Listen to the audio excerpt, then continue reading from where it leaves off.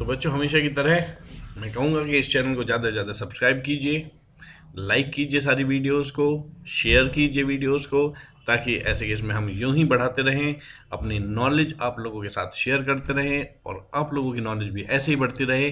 तो शुरू करते हैं remedies for the breach of contract के सिचुएशन बेस्ड क्वेश्चंस।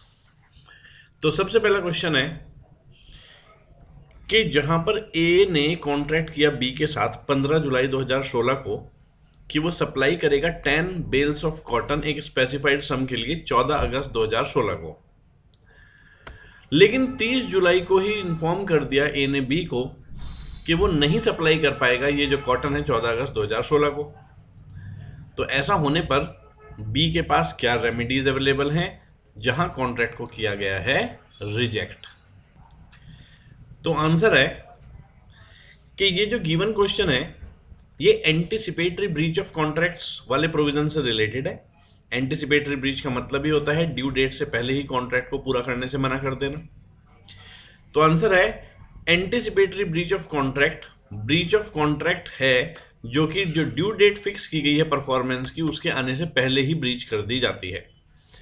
जहां एक पार्टी यानी कि प्रोमिजर रिफ्यूज कर देता है कि मैं प्रॉमिस पूरा नहीं करूंगा ड्यू डेट पर और दर्शा देता है कि मेरी अनविलिंगनेस है, हालांकि अभी कॉन्ट्रैक्ट की परफॉर्मेंस का समय आया नहीं है, पर उसने अपनी अनविलिंगनेस शो कर दी कि मैं कॉन्ट्रैक्ट को पूरा नहीं करूंगा, और इसे ही एंटिसिपेटरी ब्रीच कहते हैं। इस बताए गए केस में जहां ए ने कॉन्ट्रैक्ट किया बी के साथ 15 जुलाई 2016 को सप्लाई करने के लिए 10 बेल्स ऑफ कॉटन स्पेसिफाइड सम के लिए 14 अगस्त 2016 को, लेकिन उसने 30 जुलाई को ही इन्फॉर्म कर दिया बी को कि वो नहीं सप्लाई करेगा 14 अगस्त को जैसा उसने वादा किया था। तो ये एक्सप्रेस रिजेक्शन ऑफ कॉन्ट्रैक्ट है और एंटिसिपेटरी ब्रीच जो है मानी जाती है। यदि एंटिसिपेटरी ब्रीच की गई है किसी के द्वारा तो प्रोमिजी तो एक्सक्यूज हो ही जाता है परफॉर्म करने से, उसे अपनी परफॉर्मेंस करने की कोई जरूरत नहीं है। यहां उसके पास ऑप्शन आ जाता है प्रोमिजी के पास कि या तो वो कॉन्ट्रैक्ट को तुरंत ही रिसेंडेड मान ले और प्रोमिजर के ऊपर सू कर दे यदि उसे डैमेजेस हुए हैं तो डैमेजेस पर ब्रीच ऑफ कॉन्ट्रैक्ट के लिए, या फिर उसके पास दूसरा ऑप्शन है कि वो वेट करते रहें कि जब ड्यू डेट ऑफ परफॉर्मेंस आएगी तब देखेंगे। अभी इन्होंने मना कर दिया, कोई बात नहीं, परफॉर्मेंस के दिन ही देखा जाएगा। या वो इलेक्ट कर सकते हैं कि कॉन्ट्रैक्ट को रिसेंड नहीं करते और स्टिल ऑपरेटिव मानते हैं और वेट करते हैं। तो ऐसे केस में वो दूसरी पार्टी को रिस्पॉन्सिबल ठहरा सकते हैं कॉन्सिक्वेंस ऑफ नॉन परफॉर्मेंस के लिए। तो यानी कि यदि प्रोमिजर ने एंटिसिपेटरी ब्रीच करी है तो प्रोमिजी के पास पहला ऑप्शन तो है कि वो कॉन्ट्रैक्ट को उसी समय रिसेंडेड मानकर बगैर वेट करे कॉन्ट्रैक्ट को डिस्चार्ज मान ले, ड्यू डेट की वेट ही ना करे, या फिर दूसरा कि वो कॉन्ट्रैक्ट को रिसेंडेड ना माने बल्कि ऑपरेटिव माने और वेट करे कि ड्यू डेट पर जो होगा वो देखा जाएगा। ड्यू डेट पर भी यदि प्रोमिजर नहीं आया तो फिर वो नॉन परफॉर्मेंस के लिए खुद ही जिम्मेदार होगा। लेकिन यदि ऐसा केस है जहां पर कॉन्ट्रैक्ट को प्रोमिजी अलाइव मान रहा है तो ऐसे केस में यदि वो डिसाइड करता है जो प्रोमिजर है कि मैं तो परफॉर्म कर दूंगा, तो अभी भी उसके पास ऑप्शन ओपन है कि प्रोमिजर जा सकता है और परफॉर्म कर सकता है। ऐसे केस में प्रोमिजी बाउंड होगा परफॉर्मेंस स्वीकारने के लिए, क्योंकि अभी भी प्रोमिजी के पॉइंट ऑफ व्यू से तो ड्यू डेट तक वो ऑपरेटिव ही माना जा रहा है कॉन्ट्रैक्ट। लेकिन यदि जिस दौरान प्रोमिजर मना किए हुए था प्रोमिजी अभी भी कॉन्ट्रैक्ट को लाइव मान रहा था, ड्यू डेट अभी आई नहीं थी और ऐसा कुछ घटित हो गया कि कॉन्ट्रैक्ट फर्दर पूरा नहीं हो सकता क्योंकि सुपरवीनिंग इंपॉसिबिलिटी राइज हो गई, तो फिर ऐसे केस में कॉन्ट्रैक्ट डिस्चार्ज बाय सुपरवीनिंग इंपॉसिबिलिटी माना जाएगा, ना कि डिस्चार्ज बाय ब्रीच, और इसका फायदा मिल जाएगा प्रोमिजर को, प्रोमिजर हो जाएगा डिस्चार्ज। क्वेश्चन नंबर 2 में क्या कहा गया है, जहां पर ए एग्री हो जाता है सेल करने के लिए अपने व्हाइट कलर का हॉर्स बी को 50,000 रुपए में 10 अगस्त 2016 को, लेकिन वो सेल कर देता है हॉर्स सी को पहले ही 1 अगस्त 2016 को, तो किस तरह की ब्रीच प्रोमिजर के कंडक्ट से यहां मानी जाएगी? बात आती है एंटिसिपेटरी ब्रीच ऑफ कॉन्ट्रैक्ट की। एंटिसिपेटरी ब्रीच ऑफ कॉन्ट्रैक्ट का मतलब होता है ब्रीच ऑफ कॉन्ट्रैक्ट उस डेट से पहले ही जो परफॉर्मेंस के लिए फिक्स की गई थी, जहां पर प्रोमिसर रिफ्यूज कर देता है परफॉर्म करने से अपना प्रॉमिस, सिग्निफाई कर देता है अपनी अनविलिंगनेस टाइम ऑफ परफॉर्मेंस आने से पहले ही कि मैं कॉन्ट्रैक्ट को पूरा नहीं करूंगा, तो ऐसे केस में उसे हम एंटिसिपेटरी ब्रीच या ब्रीच इन एडवांस कहते हैं।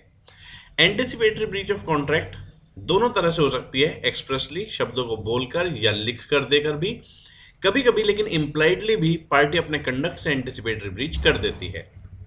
जैसे कि इस गिवन केस में ए एग्री हुआ सेल करने के लिए अपना व्हाइट हॉर्स बी को 50,000 रुपए में 10 अगस्त को, लेकिन उसने 1 अगस्त 2016 को ही पहले ही हॉर्स सी को बेच दिया। यहां पर एंटिसिपेटरी ब्रीच अगर हो गई है by the conduct of promisor, इसीलिए हम इसे इंप्लाइड ब्रीच की कैटेगरी में रखेंगे। क्वेश्चन नंबर 3, ए एग्री हो जाता है सेल करने के लिए बी को कुछ बैग्स राइस के 5,000 पर बैग के हिसाब से। डिलीवरी गुड्स की 2 महीने बाद दी जानी थी डेट ऑफ डिलीवरी पर, लेकिन बैग के प्राइस जो है 5,000 से बढ़कर 5500 रुपये पर बैग हो गए। ए ने बैग डिलीवर करने से मना कर दिया, तो यहां पर कितना अमाउंट है जो बी ए से रिकवर कर सकता है? जो आंसर है क्वेश्चन नंबर 3 का वो है ऑर्डिनरी डैमेज वाले से संबंधित।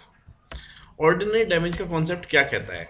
ऑर्डिनरी डैमेज का कॉन्सेप्ट कहता है यदि कोई कॉन्ट्रैक्ट तोड़ा गया है तो पार्टी जिसे लॉस हुआ है ब्रीच की वजह से, वो एंटाइटल्ड है कॉम्पनसेशन लेने के लिए उस पार्टी से जिस पार्टी की वजह से लॉस हुआ है, उस किसी लॉस के लिए जो नेचुरली कॉन्ट्रैक्ट टूटने के कारण कोर्स ऑफ बिजनेस में हो ही गया है, और जो कि पार्टीज को पता भी है कि ब्रीच ऑफ कॉन्ट्रैक्ट के कारण ऐसा लॉस हो सकता है। जैसे कि हमें पता है over the period of time चीजों के दाम बढ़ते हैं। इस गिवन केस में भी कुछ ऐसा ही हुआ। ए एग्री हुआ सेल करने के लिए बी को बैग्स ऑफ राइस 5,000 पर बैग के हिसाब से।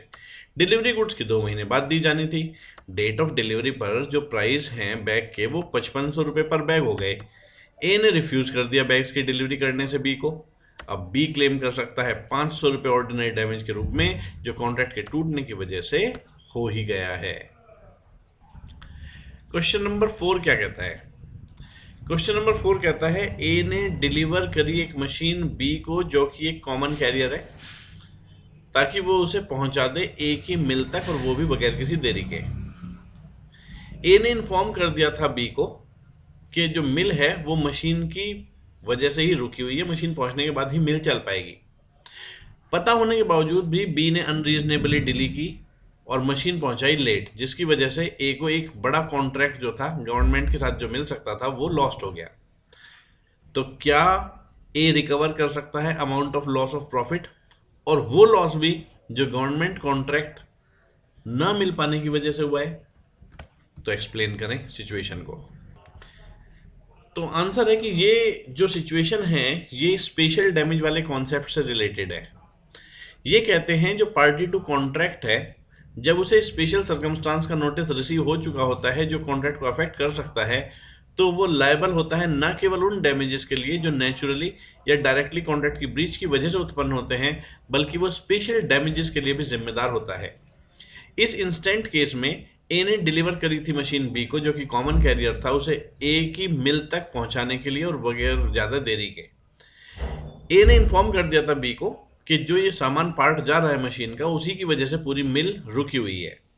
बी ने उसके बावजूद भी अनरीजनेबल डिले करा मशीन पहुंचाने में, जिसकी वजह से ए को एक गवर्नमेंट प्रॉफिटेबल कॉन्ट्रैक्ट का लॉस हुआ, साथ में जो प्रॉफिट का लॉस हुआ उस टाइम में नॉर्मली वो भी हुआ। इस केस में ए अब एंटाइटल्ड है रिसीव करने के लिए बी से कंपनसेशन के रूप में जो एवरेज अमाउंट ऑफ प्रॉफिट है जो उस दौरान मिलता है जिस दौरान मशीन लगने के बाद मिल ऑर्डिनरीली चलती, लेकिन वो नहीं रिकवर कर सकता ऐसा कोई लॉस जो कि गवर्नमेंट कॉन्ट्रैक्ट लूज हो जाने की वजह से हुआ है, क्योंकि ए का कॉन्ट्रैक्ट विद गवर्नमेंट, ये वाली बात तो उसने बी के नोटिस में डाली ही नहीं थी। तो जो बातें उसने बी के नोटिस में डाली थी उनसे संबंधित वो लॉस भी रिकवर कर सकता है। इसलिए जो एवरेज प्रॉफिट है, ऑर्डिनरी प्रॉफिट है, वो रिकवर हो सकता है, लेकिन गवर्नमेंट कॉन्ट्रैक्ट लूज हो जाने वाला लॉस रिकवरेबल नहीं है। क्वेश्चन नंबर 5 कहता है ए जो कि एक सिंगर है कॉन्ट्रैक्ट करता है बी से, जो कि थिएटर का मैनेजर है, कि वो उसके थिएटर में 2 नाइट्स के लिए हर वीक सॉन्ग सिंग करेगा अगले 2 महीने तक के लिए। और बी एंगेज कर लेता है ए को और उसे हर नाइट के ₹100 पे करने का वादा भी कर देता है परफॉर्मेंस के एंड पर। लेकिन 6th नाइट पर ए ने जानबूझकर अपने आप को एब्सेंट किया थिएटर से और बी ने इस वजह से कॉन्ट्रैक्ट को तोड़ दिया। तो क्या बी एंटाइटल्ड है कोई कॉम्पनसेशन देने के लिए डैमेज के लिए जो उसे हो गया है नॉन फुलफिलमेंट ऑफ कॉन्ट्रैक्ट की वजह से? जो प्रेजेंट क्वेश्चन है वो बेसिकली रिसेशन ऑफ कॉन्ट्रैक्ट के प्रोविजन पर आधारित है। ये कहते हैं एक व्यक्ति जो राइटफुली रिसेंड करता है कॉन्ट्रैक्ट, उसे एंटाइटलमेंट है कि वो कंपनसेशन फॉर एनी डैमेज जो नॉन फुलफिलमेंट ऑफ कॉन्ट्रैक्ट की वजह से हुआ है उसे भी रिकवर कर सकता है। यहाँ पर जो मैनेजर है थिएटर का वो राइटली एंटाइटल्ड है और वो कॉन्ट्रैक्ट को तोड़कर कंपनसेशन लेने का अधिकार रखता है। क्यों? क्योंकि कॉन्ट्रैक्ट पूरे पार्ट का हुआ था, सिंगर ने कॉन्ट्रैक्ट को बीच में तोड़ा।